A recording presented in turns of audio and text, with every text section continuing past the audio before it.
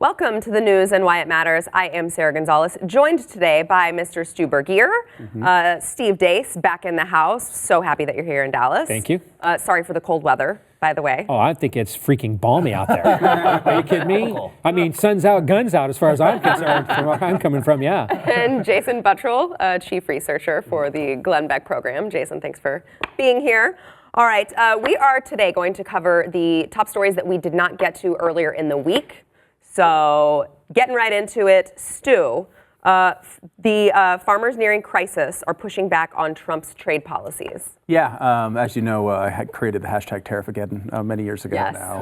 Hashtag tariff again. How dare you? To talk about, because I mean, I think this is the biggest thing. I think it's been, to me, the worst part of the Trump presidency. I'm a big believer in free trade. But I don't.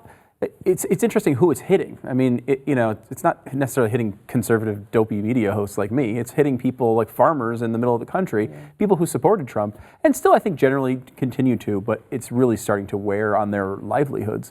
This particular story talks to a bunch of farmers. There's a few quotes from them. I don't see it getting any better until we get something resolved with China.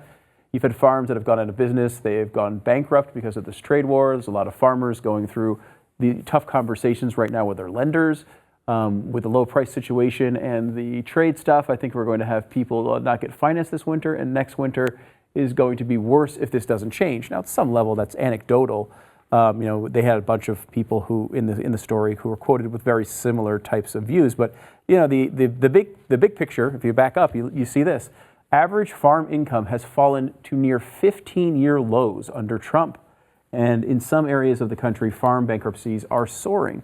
And these were the people who were supposed to be the forgotten men, right? These are the people who are doing all the work for their country. They're feeding our nation. They're fueling our nation in many ways. And they're the ones, getting hit here. And it just, I think there is a tolerance at some level around the country to say, look, we will let him try this and we'll see how this goes.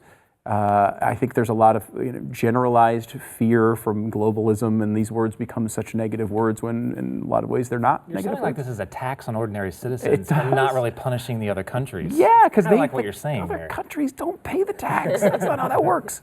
But now we're seeing this hitting the very people who, like in Iowa, who put this guy in office. And I don't know how much tolerance there's going to be for this. I think we've seen a lot of damage. I mean, we talk about the economy all the time and how great it is. Imagine what it would be if we weren't in the middle of multiple trade wars with allies and enemies alike.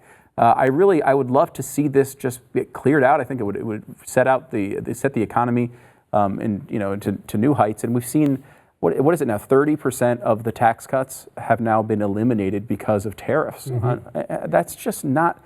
It's so counterproductive, and it's just a viewpoint. I mean, if you believe anything that's in the Woodward book, I mean, almost the entire book is basically Gary Cohn and Donald Trump arguing about trade.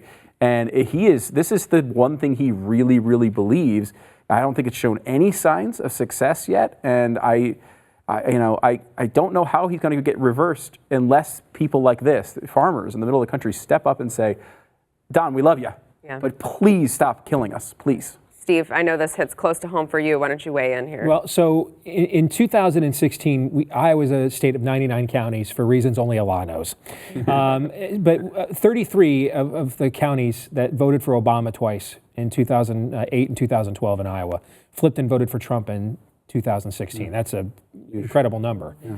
We saw almost every one of those counties flip back to the Democrats in 2018. Wow. And it's why you saw a couple of Republican congressmen go down outside of his own, comments. It's why Steve King in the most Republican district only won by 2 or 3 points.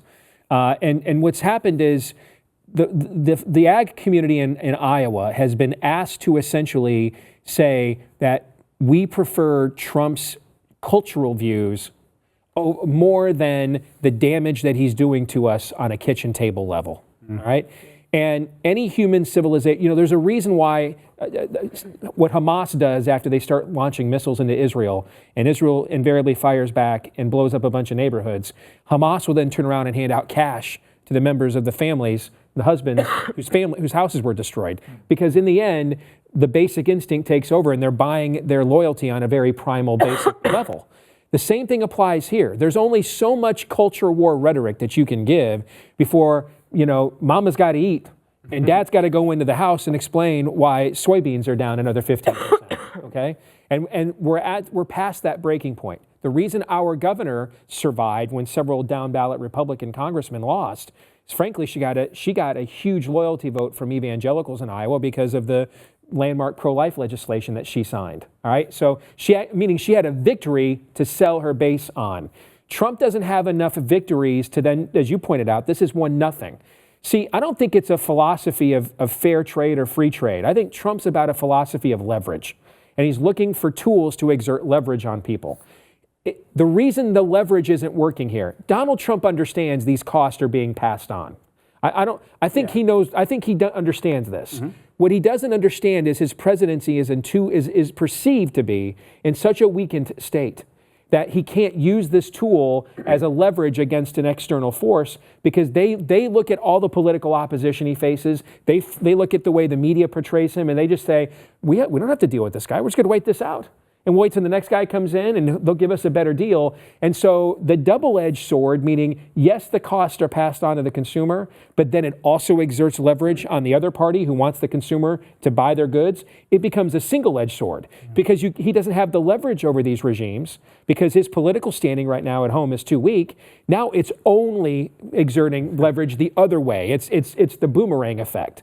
All right, and so I was involved in a project last year with one of the #1 renewable fuels guys in the industry. And looking at what this was doing to the ag community, he wanted to use this as political leverage to go to the White House and say, hey, you guys wouldn't be in the White House without rural America. I mean, we're the reason that you guys shocked all these people on Election Day. We want to be free of the RFS. We want the renewable fuel standard. We want to be free of the subsidy scheme. We want to be able to grow as much corn and sell as much corn and process as much corn as every state wants. And if the consumers want to buy 15, 20% ethanol or 25% for that matter, then great. If they don't, then not. Because I think people don't understand about the RFS is they only see the guaranteed subsidy part of it. They don't realize that the cost of that is it caps the wealth these guys can make as well. So he's like, hey, I really believe in our product and I'd make more money if I was on my own and not relying on government. Well, lo and behold, who do you think opposed his effort to go and leverage the White House? His own lobbying group did. And so what they got was E15 instead, which is a nothing burger. It doesn't put any sort of dent in the dynamic that you're discussing whatsoever. Jason, I know you were following all of this very closely. You want to weigh in before we move on? Yeah, I promise not to go on another Farm Bill rant. Yeah, I'm not going to let you. Very tempted. So. But the only thing is it anyway? I'm sorry. Right. I could go on and on, as you guys know. But the one thing that I will say is that, this is exactly how government works. They'll put a tariff on something, they'll put a tax on something, there'll be pain, and then they'll look to subsidize something, give a handout. It's more and more ways that an easier way for government to get control. The Farm Bill was like one of the biggest things on that, and it was so tragic to me on that too. So the farmers don't want a handout; they don't want that. It's generations and generations of like hard workers and wanting to do the work and getting something for their work. They don't want to get money as a handout from the government, but it was so much easier for them to pass something like that dumpster fire of a bill, a totally not American bill whatsoever. Basically just to get that leverage back. Because what else are we going to say? Are we going to say what? You don't care about these farmers that are now, in this dire need. They don't have their money. Yeah, because it's your fault. It's the government's fault for getting involved in the first place. That absolutely was a Farm Bill rant. I mean, he just did it. I did. I said I wouldn't. But it was tiny. But you applied the leverage necessary to make it shorter than it otherwise would have been. Yes. All right. Before we move on, I want to thank our sponsor, Mercury Real Estate. Oh, I'm sorry, Relief Factor. I'm still sick. So Relief Factor, unfortunately, does not help when you have like sinus infections or colds or anything like that. Otherwise, I would be taking as much of it as I could. But what it does help with is if you're in constant pain. So if you are one of the 100 million Americans who suffer from daily pain and you're just like, I don't want to get out of bed, I've got a back problem, I've got a knee problem, I'm getting old and things hurt now, which is what I find myself saying way too frequently.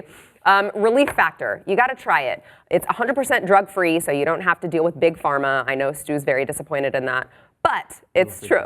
You are. I heart Big Pharma. You do. He's like a Big Pharma fanboy. It's crazy. Yeah, I need shirts. But so it's 100% drug-free. Relief Factor. Don't listen to him. Vegetarian who's for Big Pharma? I know. What are you? And it targets the inflammation in your body, which a lot of people don't realize when Relief Factor kicks in and it targets this inflammation the way that it does. They don't realize that that is the actual source of their pain. That is the root of their problem. It works for me. I was in a car accident several years ago and messed up a bunch of discs in my back, and I couldn't find anything that could work for me. Relief Factor does. I know it works for Glenn. He was in severe pain for a number of years, and it started working for him. Get the 3-week quick start pack for $19.95. See if it works for you. 70% of the people who try it go on to keep buying it. It's working for them. The odds are in your favor that it's gonna work for you. You can go to relieffactor.com or you can call 800-500-8384. All right, so the Green New Deal is being pushed right now by every one of the Democrat candidates that we have they've thrown their hat into the ring. And Nancy Pelosi came out today and said, what did she say? The Green Dream, or whatever they call it. Very dismissive. I don't know, whatever it is. They haven't even read it. Jason. Which is weird because I wouldn't associate like anything, I don't know. I don't associate intelligent thought with anything Nancy Pelosi does right now, but she's actually seeming very intelligent on this, that she's very much distancing herself from the Green New Deal.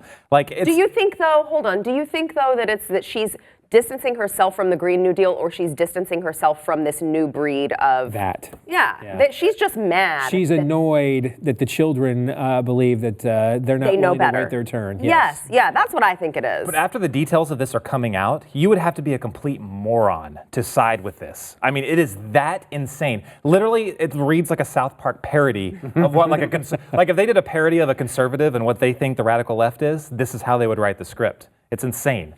I'm going to have to read off of this, which Glenn would slap me in the face if he saw me doing this. Well, the boss isn't here. He's not here, so I'm going to take advantage. So this is just a few of the things that, and she came on, I think it was on NPR today, where she released pretty much for the first time how this is going to work.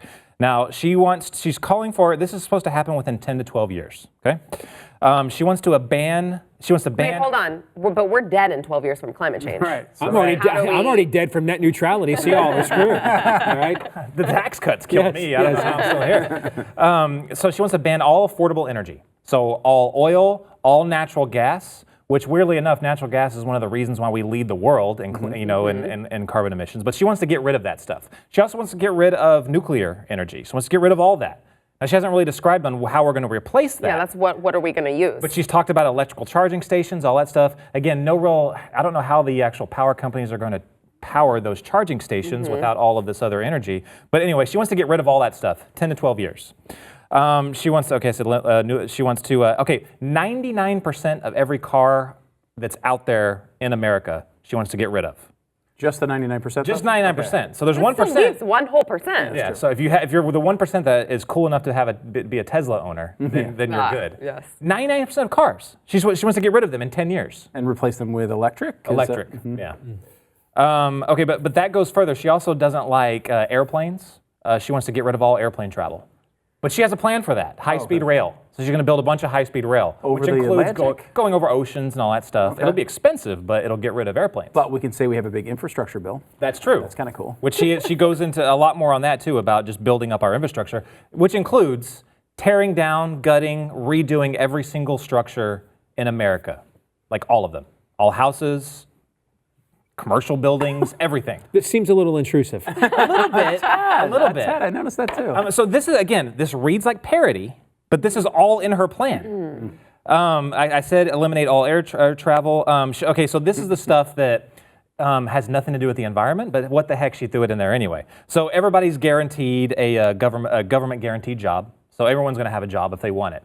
Now, if they're unwilling to work, which is a direct quote, if they're unwilling to work, we're going to pay them anyway as if they were doing the job anyway. A lot of people are going to choose the work. I think I'd be unwilling. Oh, yeah, for sure. Wait, how many do we have left? I'll do these really quick. No, let's take a break, and then we'll come. Yeah, let's take a break, and then we'll come back and hear the rest. You gotta leave them on a cliffhanger, Jason. Big time cliffhanger. South Park returns.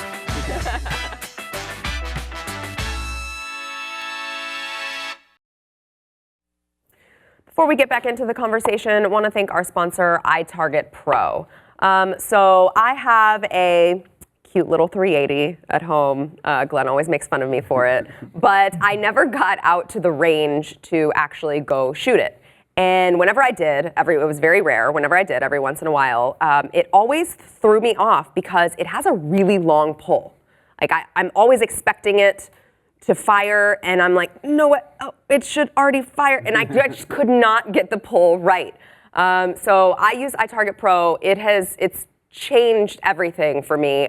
So what it is, Pat made fun of me. I heard him the other day on radio. He made fun of me for saying this. It's a laser bullet, okay? I don't know how else to describe it. It is a laser bullet. It's a little bullet that you put in the chamber, and Jason, would you like to take over for me? Look, you can watch it on here.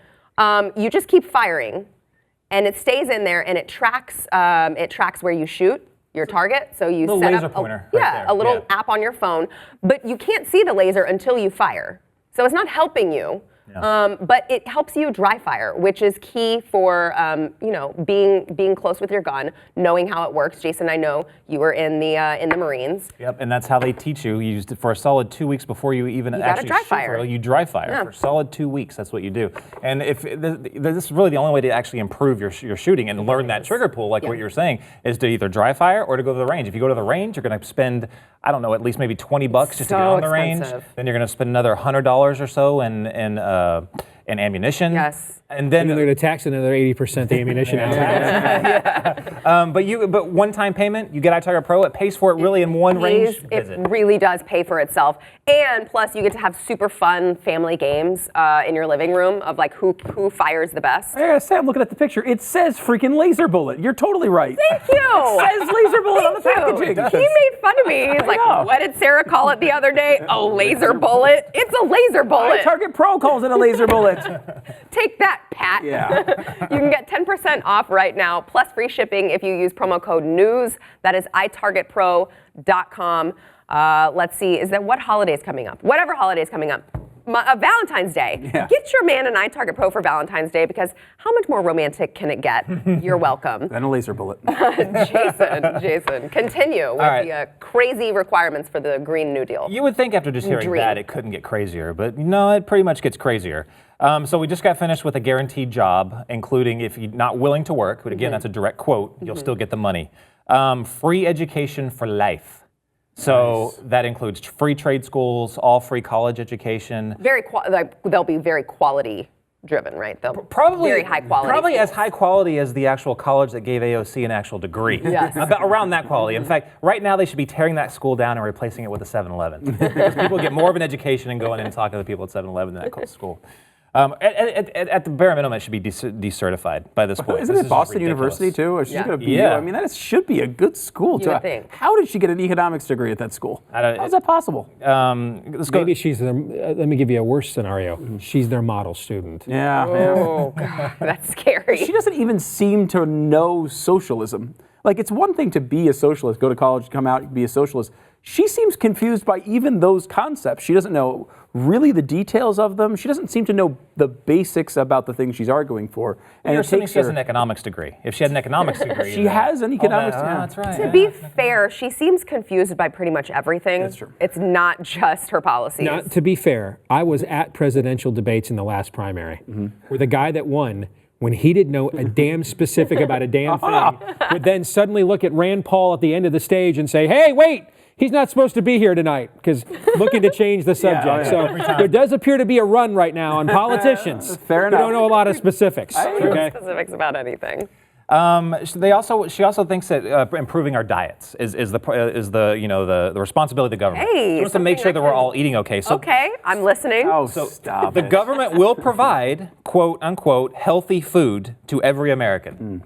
Soylent Green's people. That's great. So it's going to do it. That's right. So I wonder if that includes turkey in a can. Maybe. Yeah, I will say I hate the government getting into nutrition. All of the food pyramid is wrong. It's completely messed up. I think the thing that paid her bills was a tequila bar, and that's where she worked. Yeah. As she started her run, she worked as a waitress in a tequila bar. This is not a healthy. Agave, I guess maybe could be healthy. Well, I would like to remind you that when she started running for Congress, she did have to give up her yoga several times a week and also eating her salmon and rice for dinner, which would be very healthy. Oh my goodness. So that was just something that she sacrificed. That's what she for, does. for us. Continue, please. So moving on down the line, the government also will provide a house because that's very cheap. I mean, we only have, 350 million Americans. So that's 350 million houses. Government housing has to- worked out really nicely in other countries as they've tried it. If I had a fork, I would literally stab myself in the ear right now. I mean, this So is basically just a list of all the things you could possibly want in life. Right? Yeah. And the government's going to give you all of it. Remember that whole cartoon Obama did that year was what was her name? It was a woman and Julia. Remember this? And they had the life of Julia. And Julia, they showed her going through her life. She's a little kid and she got assistance for free lunch. And then she went to college. She got the free tuition. And then she got older. She got free health care. And they walked this cartoon through this whole life. Yep. That is, I mean, that's this times 1,000, right? Like every single moment of your life. And I just remember looking at that cartoon and thinking, I don't want government involved in every aspect of my life from birth to grave. Here's how you know they don't. Desires this. Here's how you know they don't really believe that, though. So, in the Obama era, we had more people on food stamps in America than the total population of Spain, if you ran the numbers. Okay, record numbers of food stamps. And oh, by the way, the food stamp program is funded by which piece of legislation every year? Farm Bill. Farm Bill. Okay. Don't get me started. Don't get me started. Tempting fate right now. All right. So, did they have a Rose Garden ceremony in the Obama years? Congratulating the American people for being the most compassionate they've ever been. No. Saying, hey, this program is the most successful it's ever been. We've got more people on food stamps than ever before. Government welfare is always compassion. Shouldn't that be a landmark, benchmark event? Shouldn't you be celebrating? The program is working. You have more people on it than ever before who presumably could not have eaten without it, right? And so now you've got more people on food stamps than the total population of Spain. Why wasn't that a talking point during the 2012 re-election? Great point. That's a great point. They don't even said it was believe. racist if you brought it up. Yes, they don't even believe their own talking points. And that's how you can tell, because they don't want to celebrate the results of their own policies. Quickly, do I have a second? Real quick. The same thing I think applies to global warming. There are certainly people who believe that global warming is a real threat, and you could agree or disagree with it. But there is a very small group of people on the left who are environmentalists who will say, you know what the answer is? Nuclear power. And that's how you can tell they mean it, right? Like, I mean, if you're willing to do that, you see people like Ocasio-Cortez, well, you have an endless source of emission-free energy that is being used to fuel 80% of France, and that we've done very well with and still haven't even utilized new technologies to make it better. This is an amazing path to success. And when John McCain proposed that back in 2008, hey, we'll go nuclear, we can solve both problems, they were horrified by it. There's a few people on the left that do believe this, and they should be brought up and given their profile to heighten a little bit, because at least that is, if you actually believed it, a solution. And I think it would be good for the country, too, if we could develop these things. All right, drum roll. Jason, what's the last one? So, basically, that is the summation of it. But I just wanted to point out for the very last thing was that she didn't say how we were going to pay for this. Okay. There was nothing. She did say that even if every billionaire in the country and every company in the country pooled their resources, it still wouldn't be enough to pay for it. Every company and every billionaire? Actually said that. But I mean, she did also say that, look, I'm striving towards zero emissions. We still have an issue with air traffic. That will be a problem. And also, she brought up the point that I'm glad someone finally brought up, and that was cow farts. She said we've got to do something about cow farts. Maybe that's part of her diet plan too, and changing our. Did she actually say the words cow farts? It is actually word for word quote cow farts, and it said that's an issue. I feel like this is a really good time to take a break. We'll be back. Parody? It doesn't get it. Are you sure that was not on The Onion? Dead serious.